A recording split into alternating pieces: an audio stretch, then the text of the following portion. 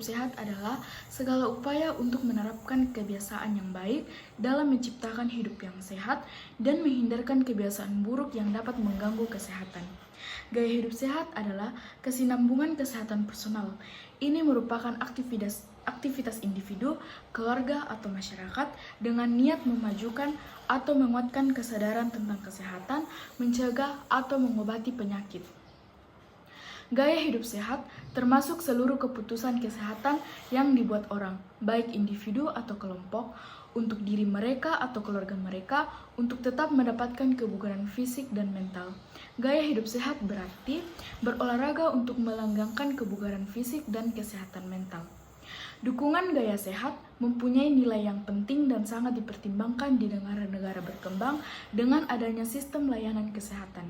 Tetapi, ia juga mempunyai peran yang esensial di negara-negara maju, di mana rakyatnya menjadi lebih sadar tentang kesehatan mereka dan mempunyai peran yang lebih besar dalam kehati-hatian atas diri mereka. Gizi yang baik. Gizi adalah asupan bahan-bahan yang penting yang berbentuk makanan atau minum untuk menyangga hidup. Gizi ini penting mengingat masalah kesehatan pada dasarnya dapat dicegah atau dikurangi dengan cara makan yang sehat. Karena tubuh ini terdiri dari berbagai senyawa kimiawi yang berbeda-beda, maka tubuh pun memerlukan asupan yang berbeda-beda pula, yaitu karbohidrat, lemak, protein, mineral, vitamin, air, dan lain-lain. Pengamatan kesehatan. Pengamatan atas kesehatan sendiri adalah penting. Kesehatan personal ini pada prinsipnya tergantung pada pengamatan kita baik aktif ataupun pasif atas kesehatan kita pada kehidupan sehari-hari. Olahraga yang teratur. Olahraga atau latihan fisik adalah aktivitas tubuh yang mendorong atau melangsungkan kebugaran fisik dan kesehatan tubuh. Olahraga dilakukan untuk berbagai alasan, mengembangkan otot, melatih kemahiran, menurunkan berat badan, atau kesenangan semata. Olahraga yang dilakukan secara sering dan teratur akan memperkuat sistem kekebalan tubuh dan membantu mencegah penyakit-penyakit kemakmuran seperti serangan jantung, penyakit kardiovaskular, diabetes, dan obesitas. Aktivitas sosial.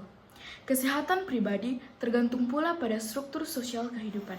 Kelangsungan hubungan sosial yang kuat dihubungkan dengan kondisi kesehatan yang baik, umur panjang, produktivitas, dan sikap yang positif.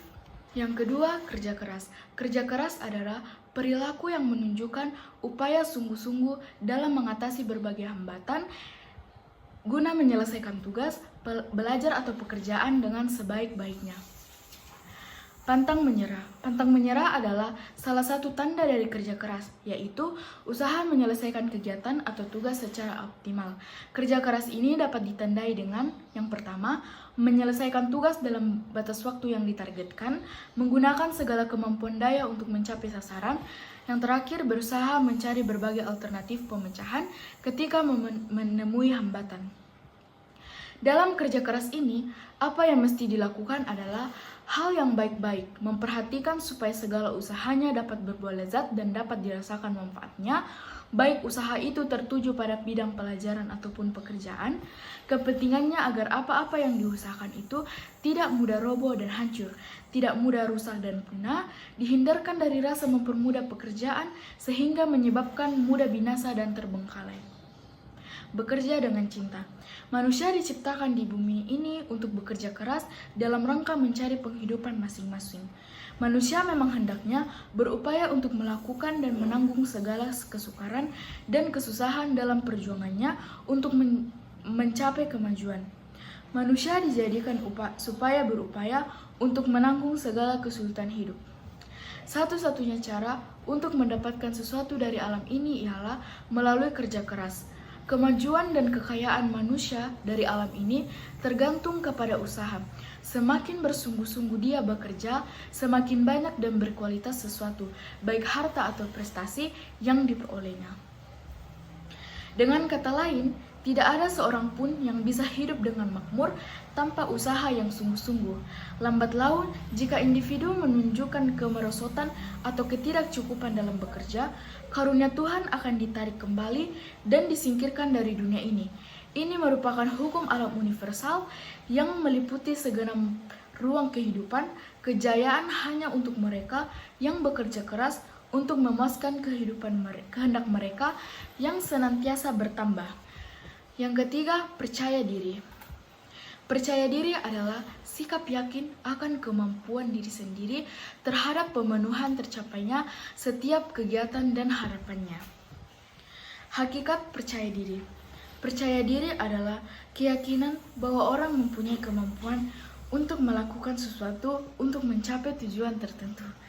Percaya diri juga merupakan keyakinan orang atas kemampuannya untuk menghasilkan level-level pelaksanaan yang mempengaruhi kejadian-kejadian yang memengaruhi kehidupan mereka. Percaya diri adalah keyakinan bahwa orang mempunyai kemampuan untuk memutuskan jalannya suatu tindakan yang dituntut untuk mengurusi situasi-situasi yang dihadapi. Percaya diri disebut-sebut sebagai konsep yang berevolusi dalam literatur dan masyarakat, sebagai rasa percaya bahwa tindakan-tindakan seseorang mempunyai pengaruh pada lingkungan, sebagai keputusan orang atas kemampuannya berdasarkan kriteria penguasaan, rasa mampu seseorang dalam kerangka khusus, memfokuskan kemampuan diri untuk melakukan tugas-tugas khusus dalam hubungannya dengan tujuan dan sadar.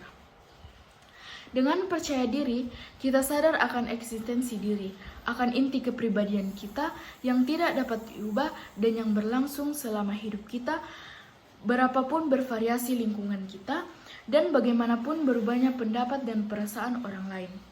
Percaya diri itu penting dalam hubungannya dengan percaya pada orang lain. Hanya orang yang mempunyai keyakinan pada dirinya lah yang mampu untuk percaya pada orang lain, karena hanya dialah yang dapat yakin bahwa dia akan tetap sama di masa yang akan datang, sebagaimana dia hari ini, yang dengan demikian ia merasakan dan bertindak sebagaimana dia sekarang diharapkan. Keyakinan pada seorang adalah kondisi kemampuan kita untuk berjanji, dan karena sebagaimana Nietzsche berkatakan, manusia dapat didefinisikan oleh kapasitasnya untuk berjanji. Keyakinan adalah satu di antara kondisi keberadaan manusia. Memiliki keyakinan. Percaya diri berarti keyakinan pada diri. Erich Fromm menyatakan bahwa untuk memiliki keyakinan diperlukan keberanian, kemampuan untuk mengambil risiko, kesediaan untuk menerima penderitaan dan kekecewaan.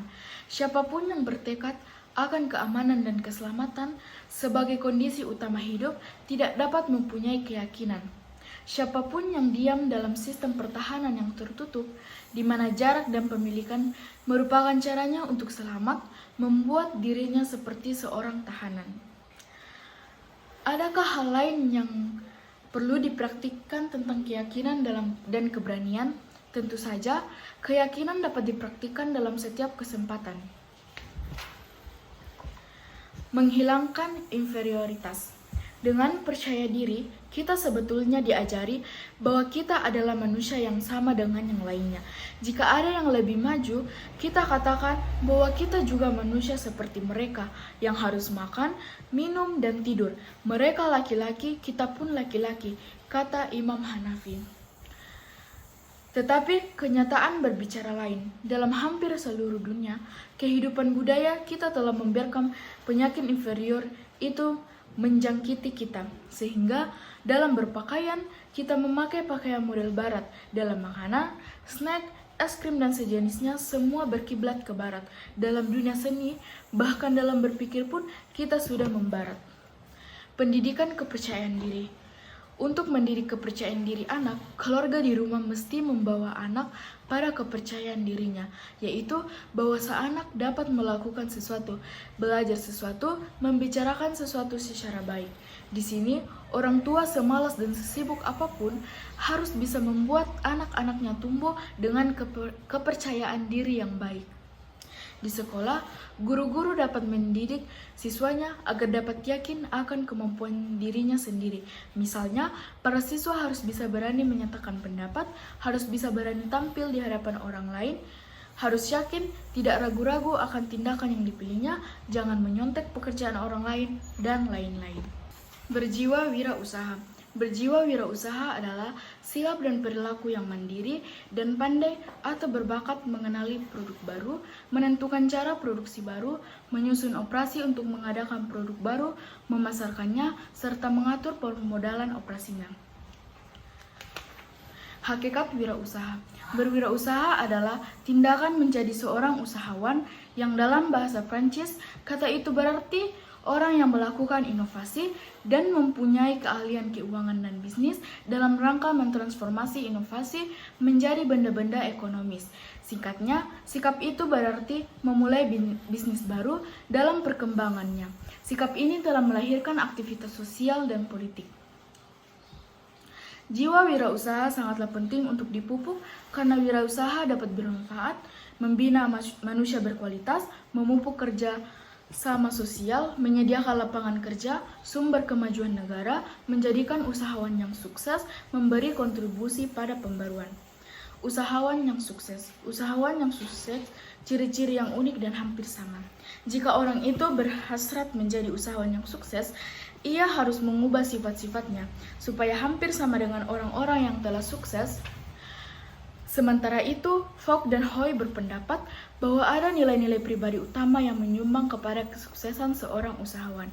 Menurut mereka, usahawan-usahawan yang sukses adalah usahawan yang menginginkan prestasi, kebebasan, bekerja dalam organisasi kecil, bercita-cita tinggi, mempunyai keyakinan yang tinggi, berorientasi ke depan, mengharapkan ganjaran tinggi, bisa tahan terhadap kesukaran, dan sanggup berkorban apa saja demi kesuksesan. Jadi mahasiswa yang mandiri.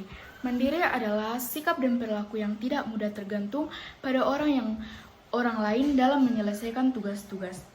Dalam keluarga, kemandirian adalah sifat yang harus dibentuk oleh orang tua dalam membangun kepribadian anak-anak mereka.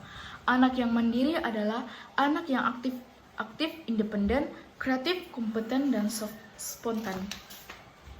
Kemandirian politik. Ketika kita melepaskan diri dari belenggu penjajahan, kita sudah bertekad menjadi bangsa yang mandiri.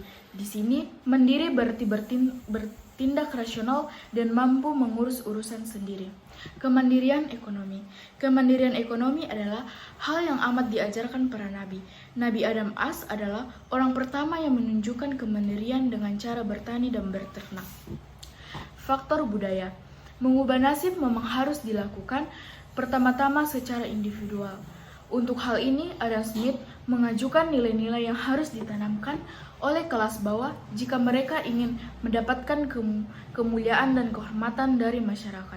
Ciri-ciri kemandirian seperti sabar, rajin, tahan banting, dan aplikasi pemikiran adalah sumber-sumber utama kesuksesan. Pendidikan kemandirian. Anak kita tidak akan mengembangkan kemandiriannya selama kita sendiri berada di sisinya dan melindunginya sebagaimana induk ayam melindungi anak-anaknya. Orang tua memang mesti berkomitmen kuat untuk pendidikan anak-anaknya. Sebagai orang tua, kita harus lebih banyak meluangkan waktu untuk membantu anak-anak kita dalam mengerjakan PR-nya. Tetapi, tentu saja bukan membantu membuatkannya, tetapi hanya mengawasinya. Sebagai pengawas, kita hanya mau melakukan kedisiplinan. Tetapi, sebagai pendorong, kita pun mau mereka menjadi mandiri.